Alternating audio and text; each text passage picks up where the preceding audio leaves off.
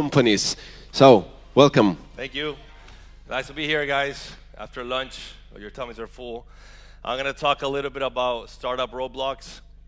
And I want to give you this first quote that people that are successful believe in what they do. And the question I ask all startups is if they do believe what they're doing is actually the right thing. So we start with that mindset of how do we construct what we're doing is passionate or not, we're just doing it for something else. And the reason here is I have a question I ask, and usually is, why do startups fail? Because we know there's a lot of startups out there, and obviously not all of them are successful, but the question is, why do they fail? And I'll tell you why they don't fail. They don't fail because of their idea. They won't fail because of their strategy or their lack of funding or even the market. None of that is true. They're not going to fail because of that, or their talent, product, or business model. There's one reason, and it's identical to every single startup. And they all fail, and this might be a little bit painful, but it's true. They fail because of you. And it's a personal thing. It's am I doing the right thing? The market it's not if the market is right, or if the business model, or if I lack funding or not. It's how am I approaching my business, and how am I approaching my startup when I do something? And the question is inside all founders and the team. So is it because of us? Yeah, it's because of us. But don't worry, we can change that. That's not hard. A little bit, but not hard. First thing I say is don't put your attitude in beta. We all love this word with starting up. We got beta. It's great, but not your attitude. Your attitude cannot be in beta. Your attitude has to follow a certain passion that you're actually building a company for. So don't put your attitude in beta. That's the worst thing you could actually do. And the reason startups fail, and I'll give you why, and it's usually because of the people, the team, is because the team or the founder has a lack of focus, because they might think it's a great idea, but they're not focusing the right way. There's lack of motivation, commitment, and passion. And you've seen this happen if you know some startups, that part of the team is strong or the other part is not as strong. And that unbalance usually determines if the startup is going to be successful or not. Taking advice from the wrong people. We all love to take advice, and sometimes we take it the wrong way. It's good to take advice from people, but we just have to be careful what advice we take from other people. There's different perspectives, and they're not actually in our skin doing what we are doing and what we love. Lacking good mentorship. Always get a good mentor. People know a lot more than you do, so don't think you know everything. So just try to find those right people that could actually help you and guide you through the way. And lack of general domain and specific business knowledge, like finance, operations, is another thing. So these are kind of the things that why startups fail, and it has to do a lot with the person. And other reasons is because there might be not a market need. And I hear a lot of startups say, oh, I built this really cool product. And like, yeah, well, who's it for? Oh, this guy in a bank that he's a director wanted this product. And like, so that's your whole market. So you built a market because somebody else wanted it. And my question is, did they buy it? And they usually say no. So now that's a big mistake. When you actually have no market need, you run out of cash. We'll talk about this. Not the right team. So these are a couple of things why startups do fail, and it has to do with the team. It has to do with the person. If you see here, I haven't said anything about market conditions. I'm talking about the team, personal stuff. Usually that's what happens.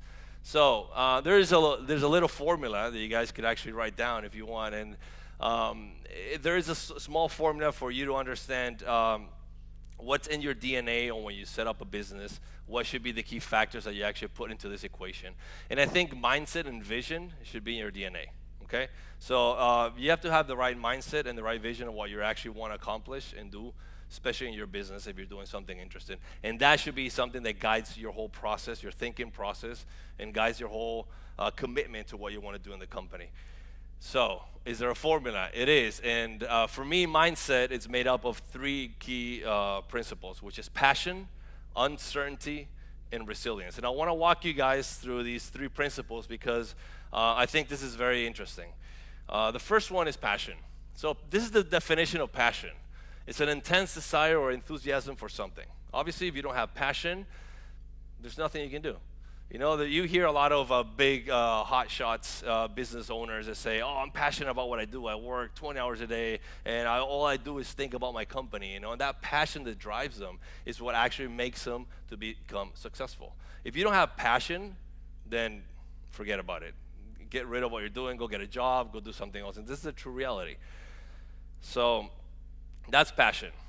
My question is passion the reason, or are you doing this for money? Because for me, making money is a consequence of my passion. If I'm really passionate about what I'm doing, then I'm going to make money. It's a byproduct of what I'm actually trying to do. So the question is, are you doing this for the money? Because if you do it for the money, yeah, you might win some money. You might have a couple percentage of people that actually do it for the money and actually get some money out of it. But most people that actually are successful is because they're passionate about what they're doing. And they understand they have a calling. They have this strive to do something better. And this is passion for me. So think about that for a second. If you're doing it for money, then you might want to reconsider. Now, resilience, and I think this is one of the biggest things right now to think about is how resilient can you be when you set up your business. Setting up a business is not an easy thing. People might think, I'm going to go and do my startup. Piece of cake. Get some funding, get some money, get some sales, traction, boom, become a unicorn, sell it. No, some people do it, maybe like less than 1%, but that's not how it really works. You're going to get hit hard. You're going to fall down. You're going to have to get up constantly and become a better entrepreneur. So resilience, this is something I love to say because do you have what it takes to overcome all your obstacles? Your own dream will throw at you. And when I mean dream is that you don't pick your dream. I think your dream picks you. And your dream is very, very...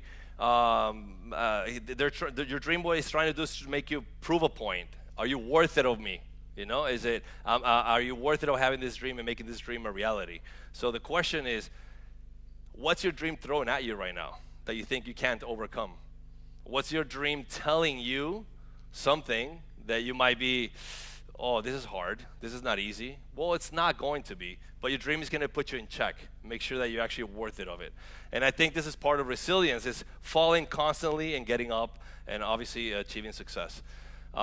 So these are the key ingredients of resilience: emotional awareness and control. Obviously, everything is emotional. We buy every single product and every single service out there because of emotions, what it makes us feel. So if you control emotions, obviously you'll be more resilient to understand when you get hit hard, you get up and it's fine. Nothing's against you. The world's not fighting against you. It's just things, consequences that are going to happen when you're actually doing your business. Be really optimistic. Be flexible. Be empathetic. These are a couple of things that are very interesting to actually keep into consideration. Uncertainty. And this is a big one too, because you wake up every morning not knowing what's going to happen, and you wake up every morning with a startup not knowing what's going to happen to your company. And it's about decision making and market validation, customer feedback, goals, innovation. All this stuff is uncertain. That graph explains pretty much your everyday life in a startup. That's how it is. It's just a big mix of stuff that's happening. And everything is uncertain because you don't know the outcome. So you have to understand and embrace uncertainty, make love to uncertainty, feel comfortable that uncertainty is part of your life. It's like you have to get married with it, pretty much. If not, it's not going to work. If you think things are going to be smooth and perfect, then you might want to reconsider and think again. So these are a couple of things I hear a lot. I don't have the time, I don't have the money, I don't have the context, I don't have the contacts, I don't have the funding. And I always say the same thing. All you need is a better strategy. Reconsider what you're doing wrong. Reconsider those points. Take a list of 10 big things, narrow it down to 2 or 3, and then focus on those things and see what the priorities are. You need a better strategy. Rechange things. Usually when you start thinking this way, then you start creating solutions for your startup, and things will actually come out a lot better. You will succeed by successfully screwing up. And I didn't put the F word here just in case, but this is true. You usually do succeed by successfully screwing up. You have to fail productively. You have to fail constant, but every time you fall, you have to learn about what you're doing. Why this happened to us? Why did my company get this hit? Why did I lose this client? Reconsider your stuff, and obviously your services, your product, your whole mindset will be more aligned into what your passion and your dream that you want to have is going to happen. So do succeed by screwing up, and I think this is great. Another thing is pivot strategy, but never your vision. A lot of companies tend to pivot vision, and that means pretty much doing a whole new company. You know exactly where you're heading, where you're going, so stick with that vision, but do pivot. You are going to have roadblocks on the way. You're going to have to avoid these obstacles. So pivoting is important, but do it right. But do it with strategy and never with what you actually have in your vision. And I'm going to talk to you about this market validation, which I think is critical to know if your product is going to be successful or not. And I'm going to give you an example of the new Coke. Have you guys ever heard of new Coke? Probably not, right? No one's ever heard of New Coke, but actually, you heard of New Coke. Okay, but actually, New Coke did exist for a couple of years. It was a stupid decision Coca-Cola made back in '85 that decided to make their Coke sweeter. Now, if you look at Coke cans now, they either say classic or original. They say classic or original for a reason. It's because they changed the formula. They launched New Coke in 1985 thinking people were going to love it. They did not validate the market, and we're talking about Coke. They did not ask people what they wanted. They thought they wanted that. At the end, they took this product out. There's a case study. Even one guy drove, I don't know how many miles through every single supermarket buying the original Cokes just in case they ran out because he hated this one. So it actually became some brand loyalty after this. Their strategy came out to be something interesting because a lot of people started being more loyal to Coke. But they had to take it out of the market. Why? Because they thought people wanted something they didn't. And that's a big thing in startups too. Sometimes we think that what we're building is what people want and what people need, and we forget to ask them. So just make the small exercise of going out there and asking your possible customers, your segments, your audience, what they need.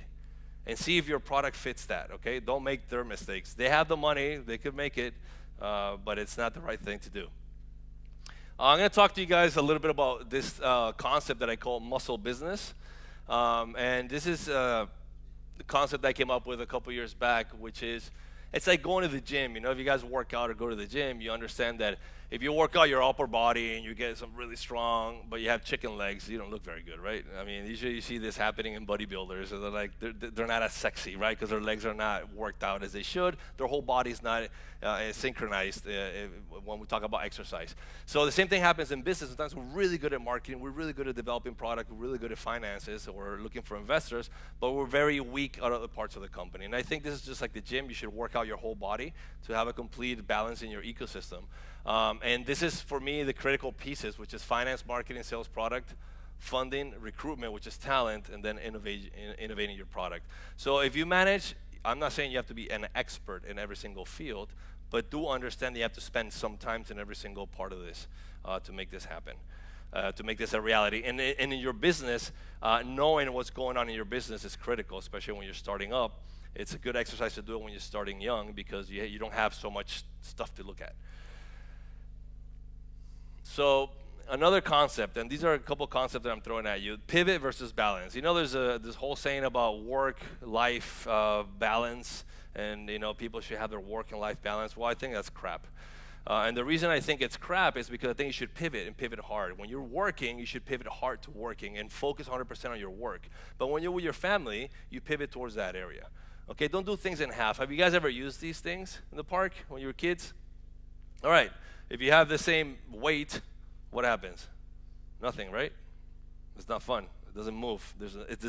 There is a balance, but that's not the fun part. The fun part is to have unbalance, but controlled. So in your everyday life, control your life. When you go out with your friends, when you're with your family, hardcore, pivot towards that moment.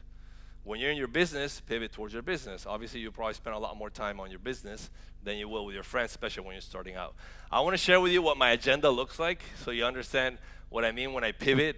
So as you see here, I put when I go to the gym, when I drive to the office, when I check my emails, when I work at every single area of the company, and I kind of put my schedule down. It's kind of like forcing me to do this. I come from the creative part, so I'm very disorganized. It's very hard for me to be organized, so I need an agenda even though I don't follow it as I wish I could, but it's there. And the reason I put this there is because it makes me understand what my priorities are in my company every single day. Obviously, I have to shift sometimes, I have to pivot, but I do it because the company needs me in certain areas, or maybe I need to travel or give a talk or go to a meeting. But if not, if I'm in the office, I try to be very organized in the things I do with my team. So I'm just asking if you guys do have an agenda. If you don't, you should consider actually making one down and actually putting your priorities hardcore. It's going to get your brain more focused and organized as well. Strengths, focus on your strengths. I hate the saying, focus on your weaknesses. Why would you want to do that? If you're weak at something but strong at something, be stronger at that part of your life. If I'm a good basketball player, why would I train to be a good football player? Doesn't make any sense, right? So know your strengths, focus on your strengths, but then surround yourself with people that are stronger than you in other areas of the company that you're not as strong, okay? Make sure you have people that are good at finance, good at marketing, good at developing products and stuff. Because if you understand what your weaknesses are, then you understand who your team is that you have to surround yourself with. And this is also important to understand, because sometimes we think that, oh, we just need every single person in every single part of the company, and that's not how it works. Sometimes there are moments in your company, in your startup, that you're going to need certain types of people, and you should definitely focus on that. You know, there's certain types of people that need to be working with you at certain moments in your business. Just don't try to think that I need a whole marketing department to do marketing. You might not need marketing yet, but you might need funding. So find somebody that can help you with that. So look at your strategy and kind of like figure out what is the best way and how you want to approach it. But focus on your strengths, because that's where you're good at. That's where you can actually be a reference in your team and tell everyone else what to do in that stage. Work with a sense of urgency. The world is going to end tomorrow. What would you do? Your company's going to close tomorrow. What would you do? How creative would you get? If not, look at the Apollo 13 case, you know? They went up to the moon, they had minimum resources, they were about to die, and they had to figure out what to do with nothing. And they survived because you put people towards the edge. When we push people towards the edge, good things happen. So work with a sense of urgency every day. Make aggressive decisions and be disciplined. Work as many hours as you can, and that, I think, will be your best competitive advantage. I want to share with you something I call the Toothpaste syndrome. And this is something all startups do that get funding. So getting funding is like toothpaste, okay? I know it sounds weird, but it is. When you go to a supermarket and buy toothpaste, when you take it out of the package, you have a whole bar of toothpaste, right? You open it up, you smear a lot of it the first time in your toothbrush. Who cares? I have a lot of it, right? You don't take care of a little drop of toothpaste. Usually you go hardcore, it falls in the sink, you wash it off. I don't care. That's how money comes into the company sometimes in startups, okay? So what I say is, you miss it when it's gone, guys. And this is true, because at the end, when you have that little bit of toothpaste left over, you're super careful how much you put on your toothbrush. You squeeze that little thing out and it comes out, you just kind of brush it against your brush and you're like, okay, I have enough toothpaste maybe for another day. I don't have to go again to the supermarket and buy another one. And this is what happens with money. You know, when you get a big chunk of money, all you do is start, let's buy new desks, let's move to a new office, let's get something cool. We're successful, man, we got funded. Yeah, give me 5. It's not going to work that way. You will run out of money, and when it's gone, it's going to look like that. And you don't want that to happen. You want to have another toothpaste. Okay, so make sure your second round is ready when you go after the first one, right? So dispense of it wisely. See, look, there's a dispenser that gives you the right amount of money, the right amount of toothpaste. And that's how you should do. Make a plan. Understand how much money you need to spend. Dispense it wisely, because this is a smart thing to do in your company. It's going to allow you to grow substantially. Okay, so because I got 2 minutes and I have a video I want to show you guys. So my question to you is, when you get to this point, you get this far, you get this into your company, are you ready? Are you ready to actually build something great? And there's a video coming up, hopefully somewhere. Video? Press again? Okay. The most common question that I've been asked from people from all walks of life, trying to pursue all different types of things, an idea that's been sitting and hanging and creeping in the back corners of their mind. The most common question is, am I ready? You know, am I ready? How do I know that I'm ready? How do I know that now is the time? How do I know that now is the time for me to make that jump, to take that leap, to make the move? How do I know if I'm ready? Am I ready? And every single time, no matter who asked me that question, no matter where we are, I gave them the same exact answer, and that is no. No, you are not ready. No, you're not ready. No, you're not ready. No, you will never be ready. All right? You'll never be ready for the amount of work that you're going to have to do. You're never going to be ready for the amount of focus that you're going to have to commit to. You're never going to be ready for how much you're going to have to walk away from before you get to where you're going to have to go. You'll never be ready to lose more than you win. You'll never be ready for all the people who will doubt you and hate on you and leave you. You'll never be ready for the sacrifice and struggle and suffering before you succeed. Stop asking yourself if you're ready, because you're not. And start asking yourself if you're willing. Are you willing? Are you willing to put in the work? Right? Are you willing to live in the dirt?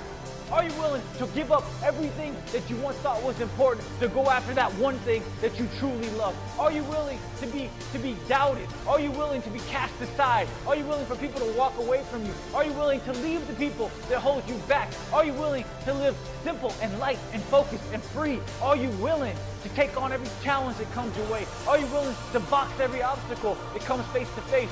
Are you willing to pick yourself up when you're too tired to move? Are you willing to keep going no matter what hits you?